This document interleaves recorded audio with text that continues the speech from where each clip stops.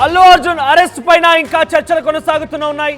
రాజకీయంగా పాటుగా టాలీవుడ్ లో కూడా ఒకసారిగా ఈ చర్చలు ప్రారంభమైపోయాయి. ఏకంగా ప్రభుత్వం పైన పెద్ద ఎత్తున అందరూ కూడా మండిపడుతున్నారు. ముఖ్యంగా కావాలని రాజకీయం చేశారంటూ కూడా మాట్లాడుతున్నారు. ఈ నేపథ్యంలో మరొక ట్విస్ట్ నెలకొని మెగా వర్సెస్ అల్లు అర్జున్ గా ఈ వార్ నిజమేనా అనంటే ఎస్ అవుననే సమాధానం కనబడుతోంది.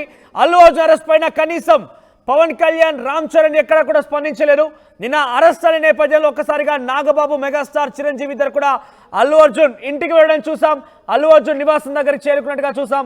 ఆ తర్వాత పవన్ కళ్యాణ్ కూడా హుటాహుటిన ప్రభుత్వ కార్యక్రమం నుంచి మధ్యలోనే ఆయన బయటికి వెళ్ళడం, అక్కడి నుంచి హైదరాబాద్కి రావడం మనం చూసాం. కానీ వారు ఎక్కడ కూడా ట్వీట్ చేయకపోవడం, కనీసం మాట్లాడకపోవడం, ప్రస్తావించకపోవడం, కనీసం కలవకపోవడం పైన మరో చర్చ అయితే ప్రారంభమైపోయింది. ఎందుకంటే ఇక్కడ కష్ట సమయాల్లో ఉన్నాడు.